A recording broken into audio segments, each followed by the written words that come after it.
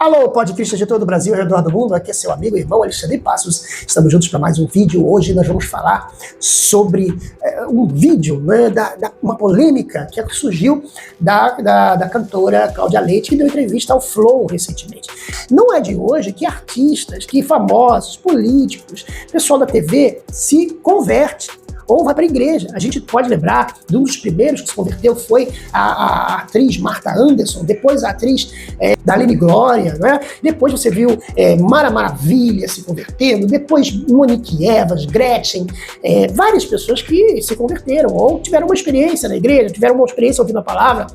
Algumas permanecem, algumas não permanecem. Algumas permanecem dando mau testemunho, quando, por exemplo, a Mara Maravilha, que foi na Fazenda em 2015 e aprontou lá Carnaval. Ela foi a vilã da Fazenda. Uma crente, uma pessoa que gravou CD gospel, que ia nas igrejas, cantava nas igrejas. E a gente pode lembrar de Valéria Valença, que se converteu ali por volta de meados ali de 2018, eu acho, se não me engano, depois de separada do Hans Donner, largou, e agora em 2024 foi desfilar para uma união lá de Maricá, teria ganhado R$200 mil para desfilar, né? E algumas pessoas falaram, trocou Jesus por 200 mil reais, né? Então você vê que essa coisa de artista se converter não é recente, vem lá da década de 70, e eu acredito que até mais longe. Mas aqui, assim, os dados que eu tenho assim, mais próximos, para poder resumir, vem ali da década de 70. Então a gente tem aqui a Cláudia Leite, que foi entrevistada no Flow pelo Igor, e ele fez uma pergunta sobre como é que ela administra, né, essa questão de cantar carnaval e ser cristã. Tá cantando no carnaval sendo uma pessoa evangélica. Há um tempão já, né? Existe algum tipo de contradição na tua cabeça? Já existiu. Uhum. Mas é um questionamento massa, inclusive. Pra si mesmo. Porque faz você ficar mais no lugar onde tem que ficar. Na sua fé. Xande é cristão, evangélico. A Bahia é cristã. A gente a massa lá é católica. A maioria. E uma das justificativas dela é que existem outros artistas evangélicos que dizem ser evangélicos, ou que são evangélicos e continuam trabalhando no carnaval. Então, assim, é um negócio muito doido, porque isso é desse tempo agora. E eu sou cristã há muito mais tempo. Deixa eu ver mais. Carla Pérez é cristã. É verdade. Tem uma galera que se converteu também ao cristianismo. A gente trabalha. É o nosso trabalho. Sim, eu entendo.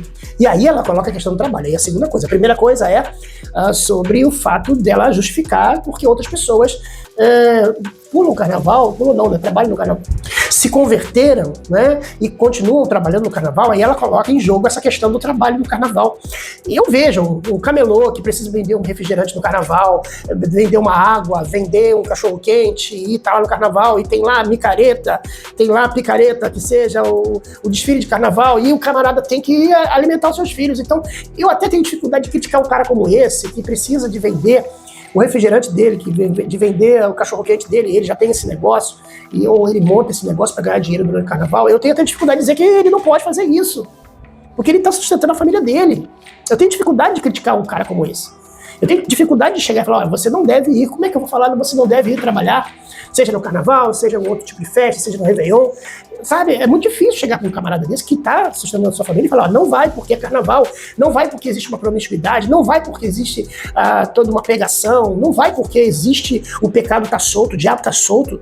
É muito difícil eu falar isso com uma pessoa como essa. Então não tem grande diferença de um cara, um pipoqueiro ou uma pessoa que vende refrigerante, trabalhar no carnaval para Cláudia Leite, que já tem dinheiro, que já é famosa, é conhecida. Poxa, se decidiu ser cristã, por que não largar a carreira? Lembre-se que muitos cantores, muitos artistas largaram a carreira. Recentemente eu vi uma notícia de dois DJs, né? A DJ Japa e o DJ JP, que agora foi em 2025, foi em maio, né? E outro foi em fevereiro. A japonesa foi em fevereiro e o DJ JP foi em maio. Eles abandonaram a carreira, terminaram o último show e falaram. Inclusive um deles esticou a faixa e falou, olha, eu agora sou de Jesus, eu agora estou terminando a minha carreira, esse é o meu último show, do meu último contrato.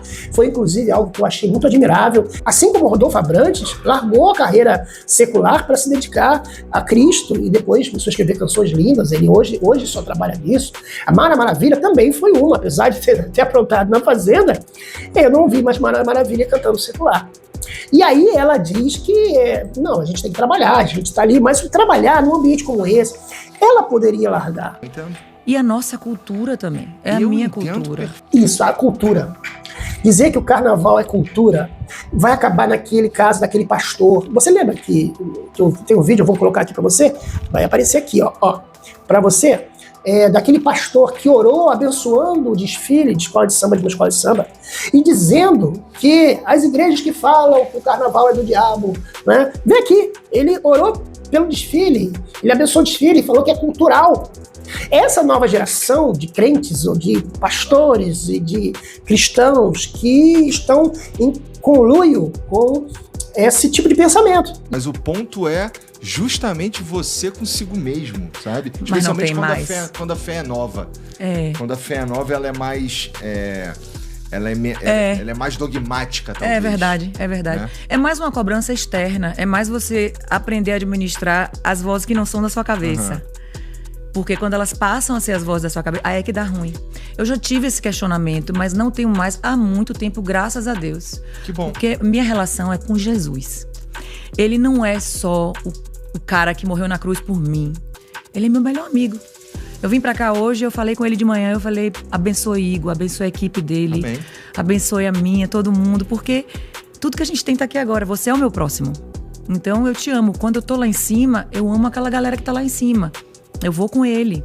Ele tá comigo. Não sei o que ele tá fazendo com isso. Mas assim, a doutrina, os dogmas são das pessoas. Não são dele. E eu já tenho essa consciência em mim, assim, sabe? Que bom.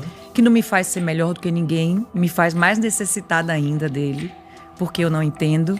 E com todo o entendimento que eu tenho, eu uso pra amar ele e me esforço pra amar, às vezes, o meu próximo, que nem sempre é alguém como você, na minha frente. É verdade.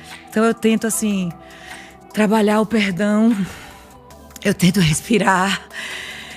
Então, esses artistas, eles têm isso. Não, minha relação é com Deus. A minha relação é com Cristo, não é com o homem. As doutrinas são externas, né? São dos homens. Ela falou, a doutrina são dos homens. Mas eu quero mostrar um versículo aqui que quebra exatamente toda essa ideia que ela passa. E o versículo não precisa ser teológico, não. Não tem uma interpretação teológica, não. É a leitura e entendimento. Olha que interessante. Porquanto, isso, Timóteo escreveu esse texto. Olha que interessante. Está na Bíblia Sagrada, 2 Timóteo, capítulo 4, versículo 3 até o versículo 5. Diz o seguinte: porquanto chegará o tempo que não suportarão o santo ensino. Isto é, ela falou que é coisa de homens.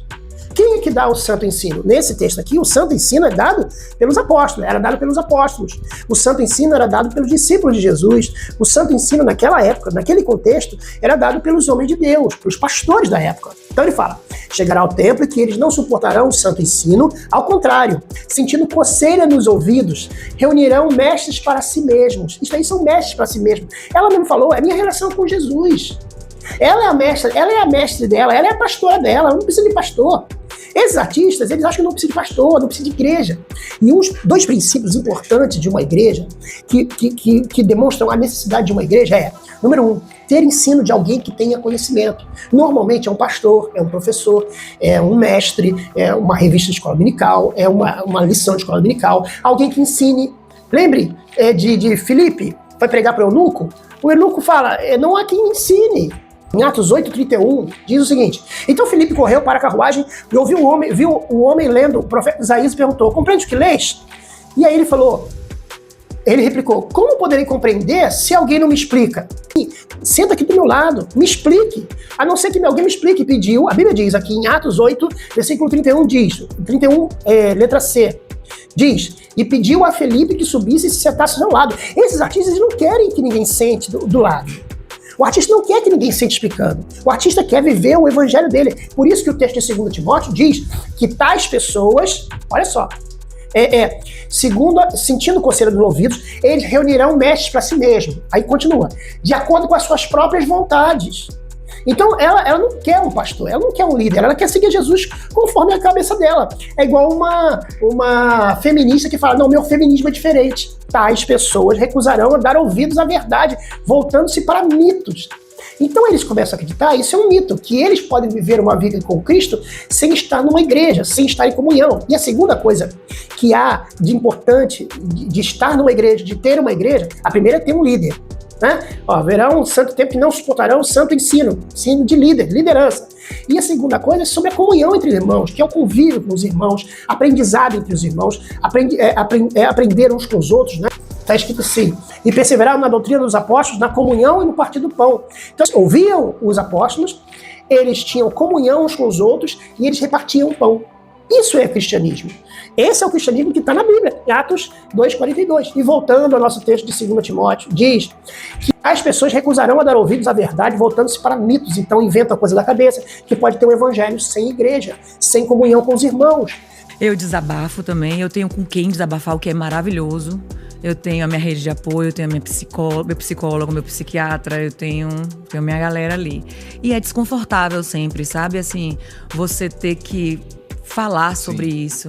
Então, quando você leva para um lugar mais leve, onde você pode colocar isso para fora, na hora que você vai, você nem lembra mais.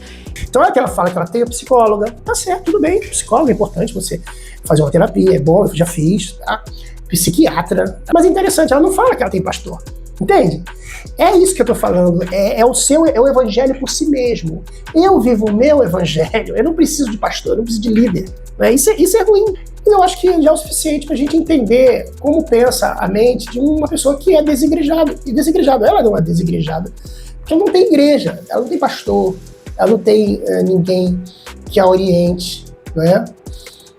Aqui realmente não fala mais sobre igreja.